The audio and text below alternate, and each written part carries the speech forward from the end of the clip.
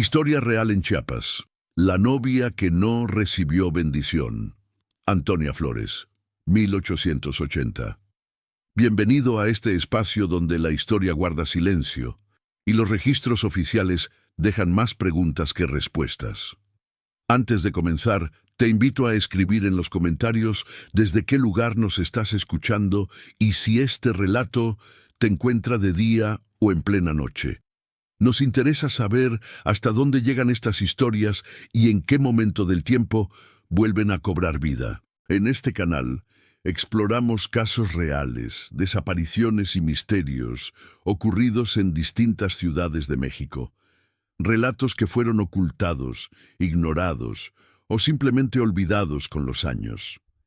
Si te atraen las historias oscuras basadas en hechos reales y quieres seguir descubriendo estos archivos silenciados, suscríbete al canal y activa la campana para no perderte ninguno de nuestros relatos. Ahora sí, acompáñanos en esta historia. Historia real en Chiapas. La novia que no recibió bendición. Antonia Flores, 1880. Capítulo 1. La bendición que nunca llegó.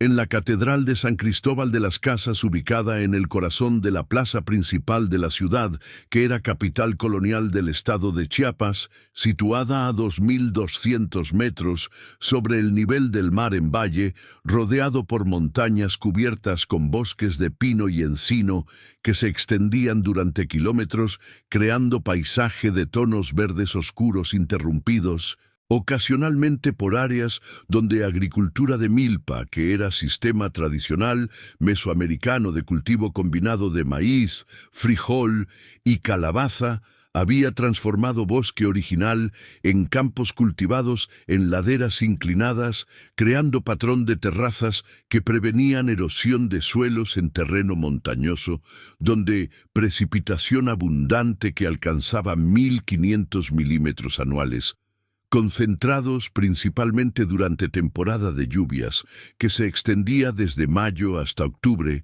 trayendo humedad desde Golfo de México y desde Océano Pacífico, simultáneamente porque Chiapas estaba ubicado en Istmo Estrecho, donde ambos océanos estaban relativamente cercanos, a distancia de apenas 200 kilómetros, creando condiciones climáticas únicas, donde lluvias eran extraordinariamente intensas, particularmente en regiones montañosas, donde nubes que ascendían por laderas se enfriaban, causando condensación que generaba precipitación casi diaria durante temporada de lluvias, transformando región en una de las más húmedas de México, donde ríos múltiples que incluían Grijalva, que era uno de los más caudalosos de México, con flujo promedio de 1.500 metros cúbicos por segundo, transportaban agua desde montañas hacia llanuras costeras del Golfo, donde desembocaban creando deltas extensos que proporcionaban tierras extraordinariamente fértiles para agricultura tropical, particularmente cultivo de cacao, que había sido producto fundamental de economía regional durante período prehispánico, cuando mayas, que habitaban región, habían desarrollado civilización compleja que incluía ciudades como Palenque, que era centro político y religioso importante durante período clásico maya entre años 300 y 900, de era común, cuando población había alcanzado niveles extraordinarios, sostenidos mediante agricultura intensiva que aprovechaba fertilidad de suelos volcánicos y mediante comercio extensivo de productos que incluían jade, plumas de quetzal, obsidiana y cacao, que era usado no solamente como alimento mediante preparación de bebida chocolate, sino también como moneda en transacciones comerciales, porque semillas de cacao tenían valor intrínseco siendo relativamente escasas, difíciles de cultivar, requiriendo condiciones específicas de humedad y sombra, y siendo deseadas universalmente, creando características apropiadas para funcionar como medio de intercambio, civilización que había colapsado durante siglo IX debido a combinación de sequías prolongadas que habían reducido y producción agrícola, guerras entre ciudades-estado que habían consumido recursos, y posiblemente enfermedades epidémicas que habían reducido población drásticamente, causando que ciudades fueran abandonadas gradualmente, siendo eventualmente cubiertas por selva que había reclamado estructuras de piedra, transformándolas en montículos cubiertos con vegetación, que no serían redescubiertos hasta siglo XIX, cuando exploradores europeos habían comenzado a documentar ruinas que habían permanecido ocultas durante siglos, en región que durante período colonial español que había comenzado en 1524, cuando conquistador español Diego de Mazariegos había fundado Villarreal de Chiapa, que posteriormente sería renombrada.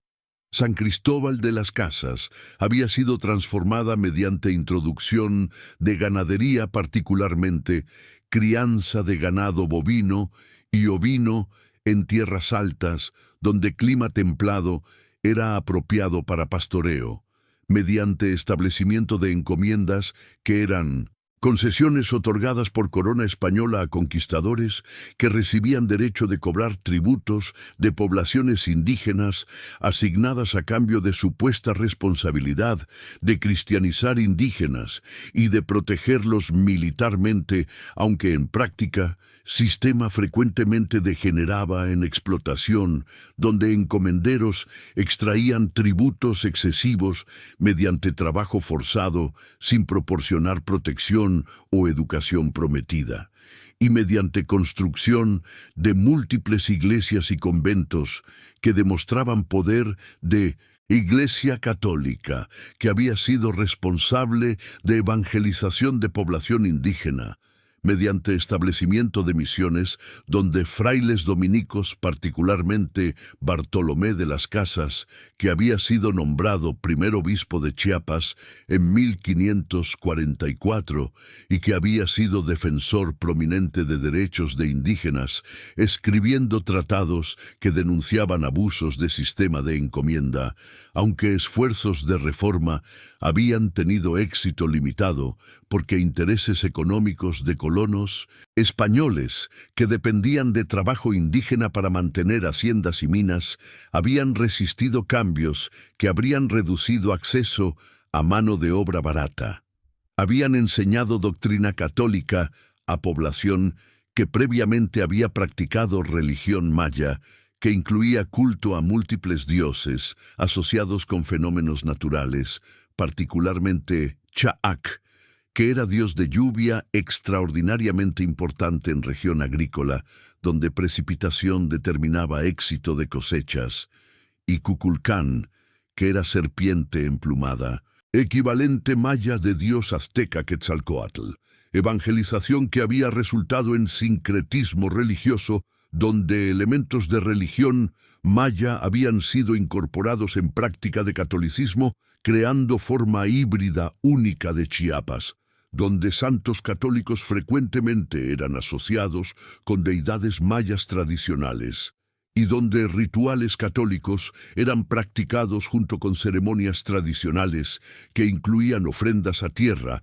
y a montañas sagradas. En la tarde templada, pero extraordinariamente húmeda del sábado 24 de julio de 1880, cuando temperatura había alcanzado 23 grados centígrados, que aunque no era excesivamente calurosa, sentía incómoda, debido a humedad relativa de 90% que hacía que aire pareciera denso y que causaba que ropa se adhiriera a piel debido a sudoración constante, cuando cielo estaba completamente cubierto con nubes grises que amenazaban lluvia que era común durante Tarde de julio, cuando tormentas tropicales frecuentemente se desarrollaban súbitamente, transformando tarde soleada en aguacero torrencial en cuestión de minutos, depositando cantidades masivas de agua que causaban que calles de ciudad que estaban empedradas con piedras de río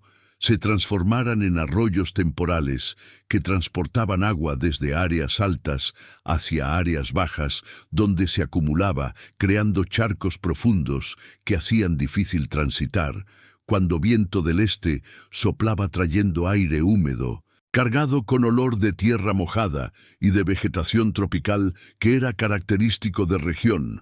Aproximadamente a las 4 de tarde, cuando campanas de catedral habían comenzado a sonar anunciando inicio de ceremonia matrimonial entre Antonia Flores, de 21 años, hija de don Crisanto Flores, quien era propietario de finca cafetalera La Esperanza, que se extendía durante 500 hectáreas en laderas montañosas al norte de San Cristóbal, donde cafetos que eran arbustos que producían bayas rojas, que contenían granos de café, eran cultivados bajo sombra de árboles nativos, que proporcionaban protección contra sol directo que podía quemar hojas delicadas de cafetos y que además proporcionaban hábitat para pájaros que controlaban plagas de insectos que de otra manera dañarían plantas. Finca que había sido establecida durante década de 1860, cuando café había comenzado a ser cultivado comercialmente en Chiapas, aprovechando condiciones climáticas ideales de altitud entre 1.200 y 1.800 metros, donde temperatura era suficientemente templada para permitir maduración lenta de bayas, que desarrollaban sabores complejos, que eran valorados en mercados internacionales, particularmente en Europa, donde café de Chiapas estaba comenzando a competir con cafés de Guatemala y de Colombia que habían dominado mercado previamente, finca que generaba ingresos anuales de aproximadamente 15,000 pesos mediante venta de café pergamino, que era café que había sido procesado removiendo pulpa de bayas, dejando grano cubierto con cáscara delgada, que era vendido a exportadores que completaban procesamiento, removiendo cáscara final, produciendo café verde, que era exportado a Europa, donde era tostado y molido para consumo. Ingresos que, después de deducir costos de producción que incluían salarios de trabajadores que eran principalmente indígenas tzeltales, que vivían en comunidades cercanas y que trabajaban en finca durante temporada de cosecha que se extendía desde noviembre hasta marzo, cuando bayas maduraban, siendo recogidas manualmente, seleccionando solo bayas completamente rojas, dejando bayas verdes para maduración posterior. Costos de procesamiento que incluían operación de molino húmedo, donde bayas eran despulpadas usando máquina que removía piel y pulpa, dejando granos cubiertos con mucílago, que entonces era fermentado durante 24 horas en tanques de agua, permitiendo que bacterias consumieran mucílago, facilitando remoción posterior, mediante lavado y costos de transporte de café desde finca hasta puerto de Tonalá, en costa del Pacífico, a 200 kilómetros de distancia, atravesando caminos montañosos difíciles que durante temporada de lluvias frecuentemente se tornaban intransitables, requiriendo uso de mulas en lugar de carretas.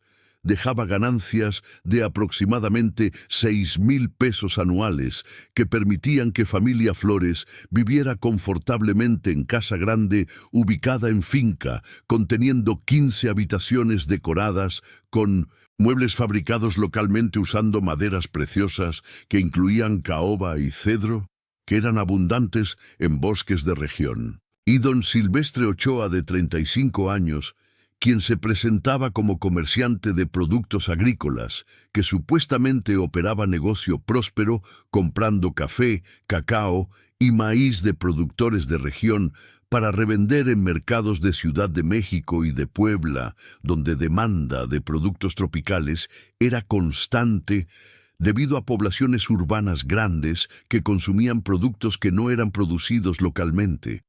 Comerciante que, según afirmaciones, ganaba ingresos de aproximadamente 8,000 pesos anuales mediante márgenes de ganancia en transacciones comerciales, aunque esta historia era exageración masiva de realidad, porque don Silvestre, aunque efectivamente compraba y vendía productos agrícolas, ocasionalmente no era comerciante establecido con capital suficiente para operaciones grandes, sino era intermediario menor que ganaba apenas 2,000 pesos anuales mediante comisiones pequeñas, y más problemático, tenía deudas de 10,000 pesos acumuladas mediante combinación de préstamos que había obtenido de prestamistas cobrando intereses usurarios de 15% mensual, que era tasa extraordinariamente alta, incluso para época cuando tasas de interés generalmente variaban entre 5 y 10% mensual, para préstamos comerciales normales, pero que podían alcanzar 20 o 25%, para préstamos considerados extraordinariamente riesgosos como préstamos a personas con historial de incumplimiento o sin garantías apropiadas, mediante pérdidas en inversiones especulativas en plantaciones de henequén en Yucatán, que habían sido promovidas como oportunidad extraordinaria de generar ganancias rápidas aprovechando demanda creciente de fibra de henequén que era usada para fabricación de cuerdas y sacos que eran necesarios para exportación de productos agrícolas, particularmente café y azúcar, que eran transportados en sacos de henequén. Pero inversiones que habían resultado ser fraudes, donde promotores habían vendido participaciones en plantaciones que no existían o que producían cantidades mínimas de henequén, insuficientes para generar ganancias prometidas, dejando inversores con pérdidas totales, y mediante gastos excesivos en mantenimiento de apariencias sociales que incluían alquiler de casa en centro de San Cristóbal, costando 80 pesos mensuales, que era suma considerable, equivalente a salario mensual de trabajador calificado, compra de ropa elegante que era necesaria para proyectar imagen de comerciante exitoso y participación en eventos sociales, donde era esperado que contribuyera económicamente mediante compra de entradas para bailes de caridad, mediante donaciones a iglesia, y mediante gastos en entretenimiento de conocidos comerciales que era práctica común para mantener relaciones que supuestamente facilitarían negocios futuros, aunque en realidad gastos frecuentemente excedían beneficios recibidos. Aproximadamente 140 invitados que llenaban bancos de madera tallada de catedral, que era edificio monumental construido durante siglo XVI, con arquitectura que combinaba elementos góticos tardíos con elementos barrocos, creando estilo híbrido característico de arquitectura religiosa colonial mexicana.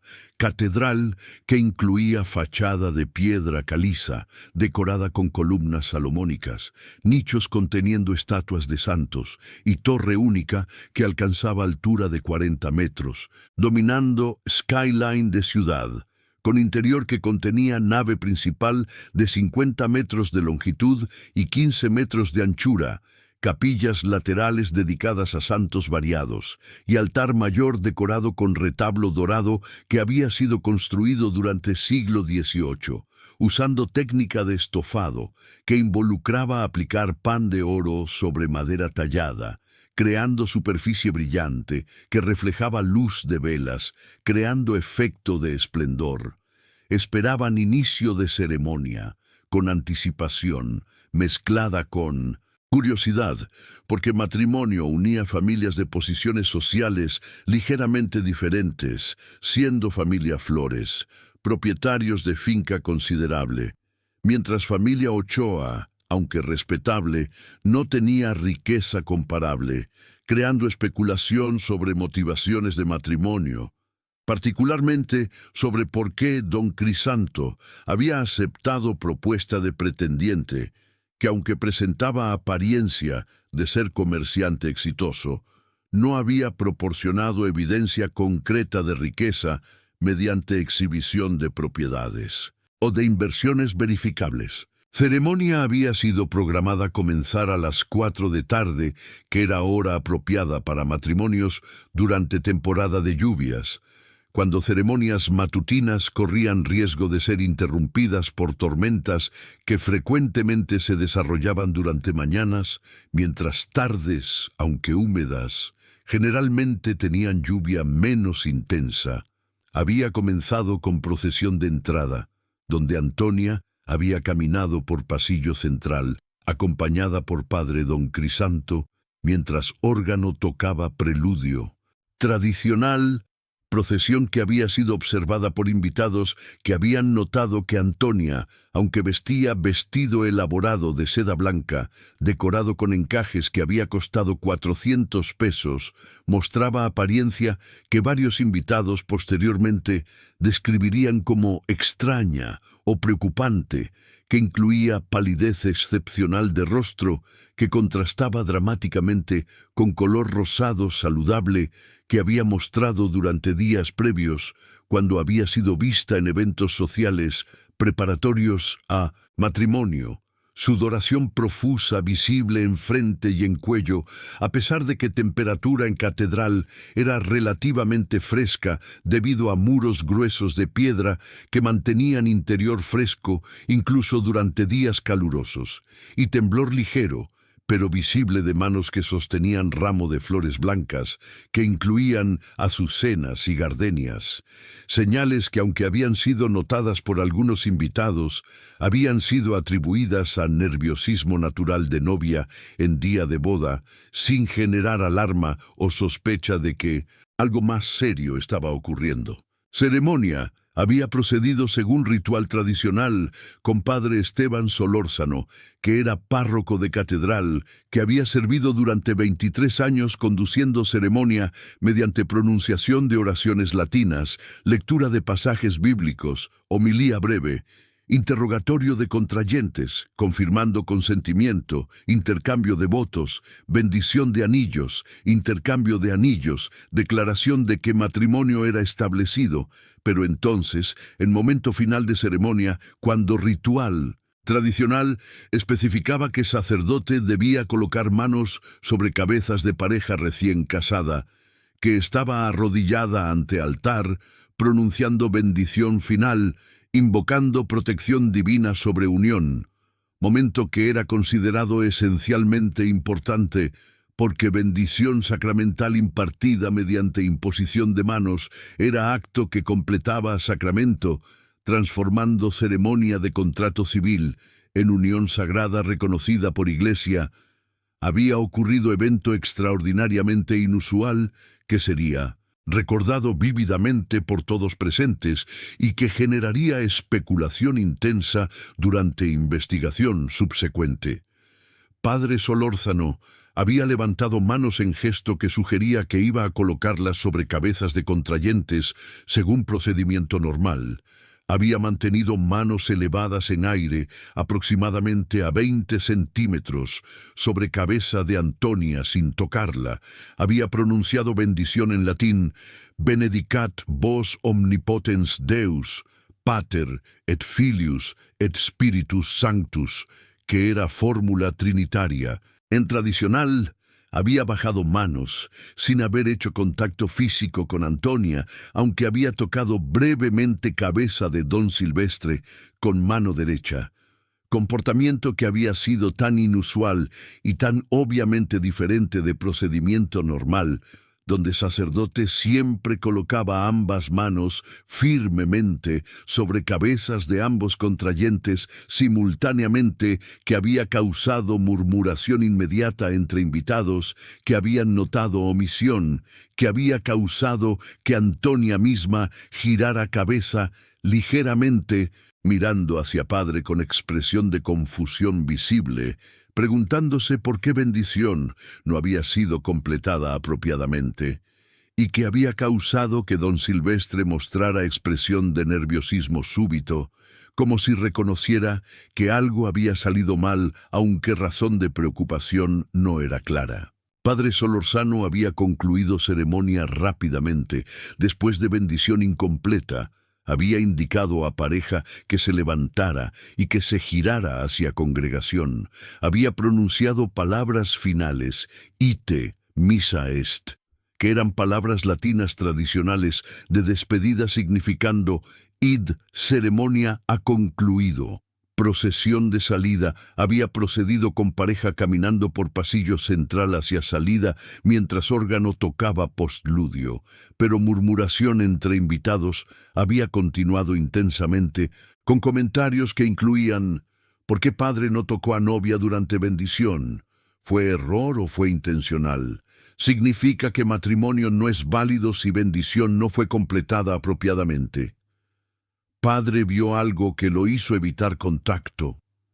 Especulación que había continuado durante recepción, que seguiría, pero que no sería resuelta hasta que eventos de horas subsecuentes revelarían razón aterradora de comportamiento inusual de sacerdote. Esta es la historia de Antonia Flores, quien tenía 21 años cuando se casó con don Silvestre Ochoa, el 24 de julio de 1880, en Catedral de San Cristóbal de las Casas, en Chiapas, durante cuya ceremonia Padre Solórzano evitó tocarla durante bendición final, levantando manos sobre cabeza sin hacer contacto físico, en comportamiento extraordinariamente inusual, que generó especulación inmediata. Quien murió aproximadamente 6 horas después de ceremonia, después de síntomas dramáticos de envenenamiento, y cuya muerte generó investigación que revelaría que padre había percibido señales de envenenamiento durante ceremonia y había evitado contacto por razones que combinarían conocimiento médico con cobardía moral. Capítulo 2. Chiapas, en 1880, y la economía cafetalera. El año de 1880 encontró al estado de Chiapas, con población de aproximadamente 200.000 habitantes, distribuidos en territorio de 73.000 kilómetros cuadrados, que era segundo estado más grande de México después de Chihuahua, población que era extraordinariamente diversa, étnicamente incluyendo aproximadamente 60% de población, que era indígena, perteneciendo a grupos que incluían celtales que habitaban región montañosa central, tzotziles, que habitaban tierras altas alrededor de San Cristóbal, choles, que habitaban región norte cerca de frontera con Tabasco, y zoques, que habitaban región occidental, grupos que aunque habían sido sometidos a dominación española durante período colonial, habían mantenido idiomas propios, costumbres tradicionales y sistemas de organización social basados en comunidades que poseían tierras comunales, que eran trabajadas colectivamente según costumbres que precedían conquista española, y aproximadamente 40% que era mestiza o criolla, viviendo principalmente en ciudades como San Cristóbal, Tuxtla Gutiérrez, que había sido declarada capital administrativa de Estado en 1892, aunque San Cristóbal continuaba siendo centro religioso y cultural más importante, y Comitán, que era ciudad importante cerca de frontera con Guatemala. La economía de Chiapas estaba basada en agricultura, que incluía cultivo de café, que era actividad creciente empleando aproximadamente 20% de población trabajando en fincas que habían sido establecidas durante décadas recientes, aprovechando condiciones climáticas ideales de tierras altas. En cultivo de cacao, que continuaba siendo importante particularmente en región de Soconusco, cerca de frontera con Guatemala, donde plantaciones extensas producían cacao de calidad que era exportado a Europa, en ganadería que incluía crianza de ganado bovino, en tierras bajas, donde clima caluroso era apropiado para pastos tropicales, en producción de maíz y frijol, que eran cultivos básicos para subsistencia de población indígena que practicaba agricultura de milpa en pequeñas parcelas, y en extracción de maderas preciosas, particularmente caoba y cedro, de bosques tropicales de región, de selva lacandona, que cubría área extensa en oriente de estado, maderas que eran transportadas mediante flotación en ríos hacia costa, donde eran exportadas a Estados Unidos y Europa, donde eran valoradas para fabricación de muebles finos. Pero lo más relevante para la historia de Antonia era desarrollo de industria cafetalera que había transformado economía de tierras altas de Chiapas durante décadas recientes, café que había sido introducido a México durante siglo XVIII, pero que no había sido cultivado comercialmente en Chiapas hasta década de 1850, cuando empresarios que incluían inmigrantes alemanes que habían establecido fincas en región habían reconocido que condiciones climáticas de altitud, temperatura y precipitación eran ideales para producción de café de alta calidad, cultivo que había expandido rápidamente durante décadas subsecuentes, transformando paisaje de tierras altas, donde bosques nativos habían sido convertidos en cafetales mediante sistema de cultivo bajo sombra que preservaba algunos árboles nativos que proporcionaban protección a cafetos, mientras permitía que tierra fuera usada productivamente. La sociedad de Chiapas estaba estratificada rigurosamente con élite pequeña de propietarios de fincas grandes, de comerciantes de exportación y de funcionarios gubernamentales, que constituía aproximadamente 2% de población, pero que controlaba aproximadamente 70% de riqueza de Estado, clase media modesta de propietarios de fincas menores, comerciantes locales y profesionales, que incluía familia Flores, que constituía aproximadamente 10% de población, y mayoría de población que era indígena o campesina, trabajando como peones en fincas, como agricultores de subsistencia en parcelas pequeñas, o como trabajadores en actividades variadas, ganando salarios que variaban desde 15 pesos mensuales para trabajadores no calificados hasta 40 pesos mensuales para trabajadores calificados. Para mujeres de familias de clase media como Antonia, vida ofrecía educación básica limitada, participación en vida social bajo supervisión estricta, expectativa de matrimonio apropiado que aseguraría posición social y económica. Capítulo 3. Antonia Flores y la finca. La esperanza. Antonia Flores había nacido en 1859 en casa principal de finca La Esperanza, en familia de cafetaleros que habían establecido operación durante década de 1860. Su abuelo, don Hipólito Flores, había sido comerciante de textiles en San Cristóbal, que había acumulado capital suficiente para comprar tierras en 1862. Había plantado primeros cafetos usando esquejes obtenidos de finca establecida en Guatemala, donde café había sido cultivado durante décadas. Había aprendido técnicas de cultivo mediante observación y mediante consulta con administradores de fincas vecinas. Su padre, don Crisanto, había heredado finca en 1875, cuando don Hipólito había fallecido. Había expandido cultivos mediante adquisición de tierras adicionales. Había mejorado procesamiento mediante construcción de molino húmedo moderno que permitía despulpar bayas mecánicamente en lugar de manualmente. Había establecido relaciones comerciales con exportadores alemanes en Puerto de Tapachula, que compraban café pergamino pagando precios mejores que intermediarios locales. Su madre, doña Cayetana, continuaba activa en administración doméstica, supervisando empleadas. Antonia era mayor de 5 hijos, que incluían hermanas Felipa, de 19 años, y Ernestina, de 17, y hermanos Octavio, de 15 años, y Rogelio, de 13, que trabajaban en finca aprendiendo administración.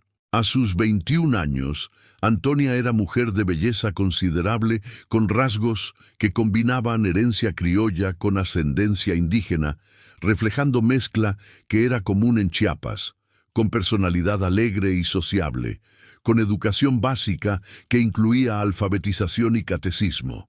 La dote que traería a matrimonio incluía efectivo de 7,000 pesos, participación en finca valorada en 6,000 pesos, ajuar valorado en 2,000 pesos, total de 15,000 pesos, que era dote extraordinariamente atractiva. El cortejo por don Silvestre había comenzado en marzo de 1880, cuando había sido presentado a familia mediante conocido comercial, que había afirmado que don Silvestre era comerciante exitoso.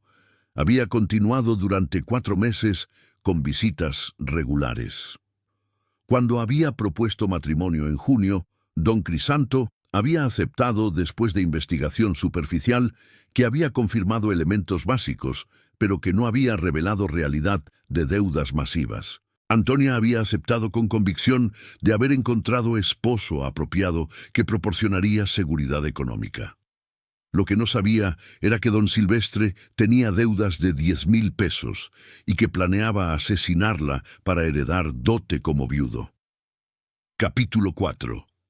El veneno en el agua bendita. Don Silvestre Ochoa había desarrollado plan de envenenar a Antonia mediante método que explotaría momento específico de preparación para ceremonia matrimonial. Había identificado que, según costumbre universal en Chiapas, novias se preparaban para matrimonios en casa de familia durante horas antes de ceremonia mediante proceso elaborado que incluía baño ritual, aplicación de cosméticos, peinado de cabello y vestido en traje de novia, proceso que era asistido por madre, hermanas y amigas cercanas que ayudaban con preparación, asegurando que novia luciera apropiadamente. El elemento crucial de preparación que había identificado como oportunidad era costumbre religiosa de que novia bebía agua bendita inmediatamente antes de salir hacia iglesia. Agua que era considerada tener poder protector que aseguraría bendición divina sobre matrimonio, costumbre que era practicada universalmente en familias católicas de Chiapas que mantenían devoción religiosa intensa. Agua bendita que era usada en hogares era típicamente obtenida de iglesia, donde sacerdotes bendecían agua mediante pronunciación de oraciones específicas y mediante inmersión de cruz en agua, transmitiendo poder sacramental, agua que entonces era almacenada en recipientes especiales, en hogares donde era usada para múltiples propósitos religiosos que incluían bendecir casa rociando agua en esquinas, bendecir enfermos mediante aplicación a frente y bendecir viajeros que bebían pequeña cantidad antes de emprender viajes. Don Silvestre había calculado que si agua bendita que Antonia bebería antes de ceremonia fuera contaminada con veneno, Antonia ingeriría veneno sin sospecha porque confiaría completamente en agua que era objeto sagrado que supuestamente proporcionaba protección en lugar de causar daño. Veneno causaría síntomas que comenzarían durante ceremonia o inmediatamente después, permitiendo tiempo suficiente para que matrimonio fuera completado, estableciendo don Silvestre como esposo legal que heredaría como viudo, y método sería extraordinariamente difícil de detectar porque nadie sospecharía que agua bendita había sido vehículo de envenenamiento. Había seleccionado arsénico como veneno porque era sustancia que causaba síntomas que podían ser confundidos con enfermedades naturales, particularmente cólera, que era enfermedad común en Chiapas, causando síntomas similares de vómito, diarrea y deshidratación, porque era relativamente fácil de obtener, siendo vendido legalmente en boticas para uso como raticida, y porque dosis apropiada causaría muerte dentro de 6 a 12 horas de ingestión, proporcionando timing apropiado para plan.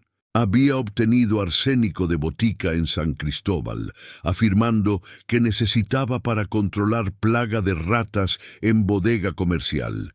Había preparado solución disolviendo 5 gramos de arsénico en 100 mililitros de agua, creando concentración de 5%. Desafío crucial había sido contaminar agua bendita que Antonia usaría sin ser detectado. Desafío que había resuelto mediante conspiración con empleada doméstica de familia Flores, llamada Jacinta, que era mujer tzeltal, de 30 años, que trabajaba en casa desde hacía 10 años, mujer que don Silvestre había reclutado mediante promesa de pago de 500 pesos, que era fortuna para empleada que ganaba apenas 10 pesos mensuales. Jacinta, que era responsable de mantener abastecimiento de agua bendita en casa, había aceptado participar en conspiración motivada por codicia, superando escrúpulos morales. Había recibido frasco conteniendo solución de arsénico de don Silvestre 3 días antes de matrimonio durante encuentro secreto en mercado. Había esperado hasta mañana de matrimonio, cuando Antonia estaba siendo preparada en habitación. Había vertido contenido completo de recipiente que contenía agua bendita, eliminando agua limpia. Había llenado recipiente con solución de arsénico que parecía ser agua normal, porque arsénico disuelto en agua es completamente transparente, sin olor o sabor detectables en concentraciones moderadas. Había colocado recipiente en ubicación habitual en habitación de Antonia, donde sería encontrado fácilmente cuando fuera necesario. Aproximadamente a las 3:30 de tarde, cuando preparación de Antonia estaba siendo completada, doña Cayetana, que supervisaba preparación, había instruido a Antonia que bebiera agua bendita según costumbre. Antonia, que había confiado completamente en tradición familiar, había tomado recipiente, había bebido aproximadamente 50 mililitros, que era cantidad normal para práctica, había ingerido aproximadamente 2.500 miligramos de arsénico, que era dosis masivamente letal, considerando que dosis letal para adulto era aproximadamente 100 a 300 miligramos, significando que Antonia había ingerido dosis que era 8 a 25 veces mayor que necesario para causar muerte, asegurando que incluso si tratamiento médico fuera proporcionado rápidamente, muerte sería inevitable. Había salido hacia Catedral aproximadamente a las 3:45 en carruaje, acompañada por familia sin mostrar síntomas, porque arsénico típicamente requiere 30 minutos a 2 horas antes de causar síntomas notables, dependiendo de si estómago está vacío o lleno y de dosis ingerida. Durante ceremonia que había comenzado a las 4, síntomas habían comenzado a manifestarse gradualmente, con Antonia experimentando náusea leve durante primeros 20 minutos que había atribuido a nerviosismo, progresando a mareo durante intercambio de votos que había causado que se sintiera inestable, requiriendo que se concentrara en mantener equilibrio, progresando a sudoración profusa y palidez extrema durante bendición de anillos que había sido notada por múltiples invitados, síntomas que, cuando ceremonia había llegado a momento de bendición final, habían sido suficientemente severos que Padre Solórzano, que tenía experiencia considerable atendiendo enfermos y moribundos durante 23 años de servicio sacerdotal, había reconocido como señales de enfermedad seria, posiblemente envenenamiento. Padre había enfrentado dilema moral en momento crucial, si detenía ceremonia para investigar causa de síntomas obvios, de Antonia arriesgaba crear escándalo público que dañaría reputaciones de familias involucradas si completaba ceremonia normalmente tocando a Antonia durante bendición final, arriesgaba ser asociado con lo que podría ser crimen si Antonia efectivamente estaba siendo envenenada. Había optado por curso de acción cobarde, que era completar ceremonia pero evitar contacto físico con Antonia, levantando manos sobre cabeza sin tocarla, pensando que esto le permitiría afirmar posteriormente que había notado que algo estaba mal y que había evitado asociación completa sin haber detenido ceremonia completamente causando escándalo. Decisión que, aunque había sido motivada por deseo de proteger propia reputación, había tenido consecuencia no intencional de alertar invitados de que algo estaba mal, creando testimonio visual que sería crucial durante investigación subsecuente. Capítulo 5. La recepción y la muerte de Antonia. Recepción había comenzado a las 6 de tarde en casa de familia Flores ubicada en finca después de viaje de 1 hora desde ciudad. Antonia había intentado participar normalmente durante primeros 30 minutos, conversando con invitados, aunque múltiples personas notaron que parecía extraordinariamente pálida y que sudaba profusamente, a pesar de que temperatura era fresca. Aproximadamente a las 6:30, síntomas habían intensificado dramáticamente con Antonia, experimentando vómito súbito que había evacuado contenido de estómago, dolor abdominal severo que había causado que se doblara, diarrea profusa. Doña Cayetana había llevado a Antonia rápidamente a habitación privada, había enviado mensajero para convocar doctor Plácido Navarro, que vivía en San Cristóbal. Durante hora siguiente, síntomas habían progresado con vómito y diarrea continuando, con deshidratación causando sed intensa, con calambres musculares en piernas. Doctor Navarro había llegado a las 8 encontrando a Antonia en estado crítico con pulso débil, respiración superficial, piel fría y cianótica. Había reconocido síntomas como consistentes con envenenamiento por arsénico. Había interrogado familia sobre qué Antonia había consumido. Había intentado tratamiento con eméticos, aunque estómago ya estaba vacío, con carbón activado, con fluidos mediante enema. Pero dosis de arsénico había sido demasiado masiva y tiempo transcurrido había sido demasiado largo. Antonia Flores murió aproximadamente a las 10 de noche del 24 de julio, después de 6 horas de agonía desde inicio de síntomas severos. Doctor Navarro declaró que muerte había sido causada por envenenamiento y que investigación era necesaria. Capítulo 6. La investigación del agua bendita envenenada. Alguacil. Don Teófilo Castañeda había iniciado investigación inmediatamente interrogando familia y doctor Navarro. Interrogatorio había revelado que Antonia había bebido agua bendita antes de salir hacia ceremonia según costumbre. Examen de recipiente que había contenido agua bendita había revelado líquido residual que cuando fue analizado por doctor Navarro mediante pruebas químicas simples fue confirmado contener arsénico en concentración alta. Agua bendita fue contaminada deliberadamente con arsénico. Doctor había declarado, Antonia fue envenenada mediante ingesta de agua que confiaba completamente. Investigación había enfocado en quién había tenido acceso a agua bendita. Interrogatorios habían identificado que Jacinta era responsable de mantener abastecimiento.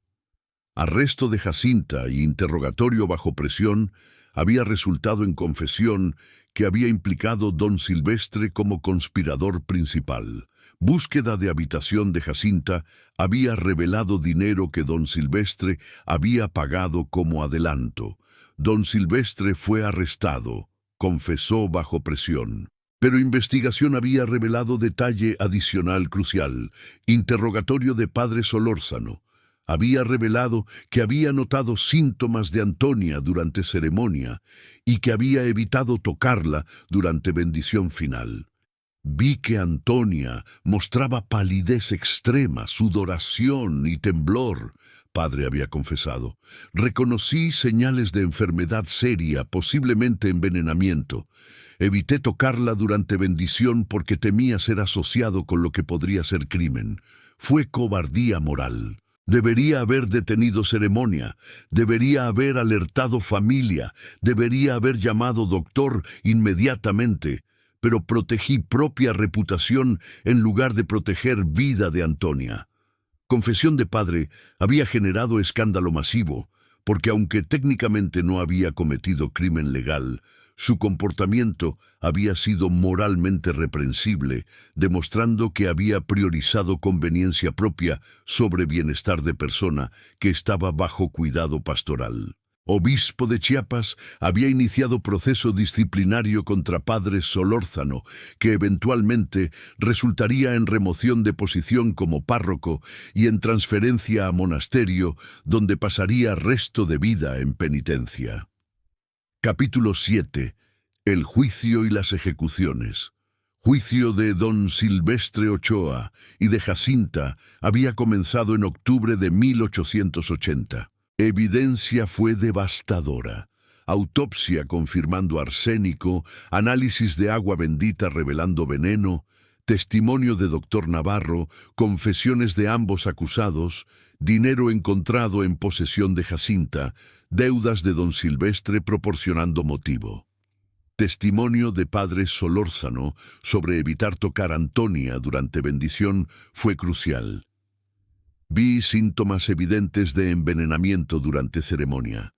Evité contacto físico por cobardía. Comportamiento anormal durante bendición es evidencia visual que múltiples invitados observaron confirmando que Antonia ya estaba envenenada durante ceremonia. Fiscal argumentó. Acusados desarrollaron plan diabólico de envenenar novia mediante contaminación de agua bendita, explotando confianza religiosa. Jacinta contaminó agua. Antonia bebió veneno confiando en objeto sagrado. Murió en agonía terrible. Padre que notó síntomas, evitó tocarla, demostrando que envenenamiento era observable durante ceremonia. Crimen. Combina traición de confianza religiosa con cobardía moral de sacerdote que permitió que ceremonia continuara sabiendo que novia estaba muriendo. Veredictos. Ambos culpables de homicidio premeditado. Sentencias. Muerte por fusilamiento. Don Silvestre Ochoa y Jacinta fueron ejecutados en San Cristóbal el 15 de enero de 1881. Últimas palabras de don Silvestre. Plan fue perfecto, excepto que padre notó síntomas y evitó tocarla. Comportamiento anormal alertó invitados creando evidencia. Si hubiera completado bendición, normalmente nadie habría notado hasta muerte. Padre Solórzano fue removido, vivió en penitencia hasta muerte en 1897. Epílogo. Caso estableció precedentes. Iglesia implementó protocolos, requiriendo que sacerdotes reporten síntomas sospechosos inmediatamente. Familias fueron advertidas sobre proteger agua bendita. Recipiente contaminado fue preservado. Descansa en paz. Antonia Flores. Bebiste veneno confiando en agua sagrada. Padre vio síntomas, evitó tocarte por cobardía. Moriste abandonada por quien debería protegerte. Justicia prevaleció contra asesinos, pero cobardía de padre permanece como advertencia. Si esta historia te conmovió, da me gusta y suscríbete. Activa notificaciones. ¿Qué opinas sobre responsabilidad moral de padre? Comparte pensamientos. Gracias por escuchar historia de novia que no recibió bendición. Que memoria de Antonia nos enseñe que confianza religiosa puede ser explotada. Que autoridades morales tienen responsabilidad de actuar. Que silencio es complicidad. Hasta próximo caso.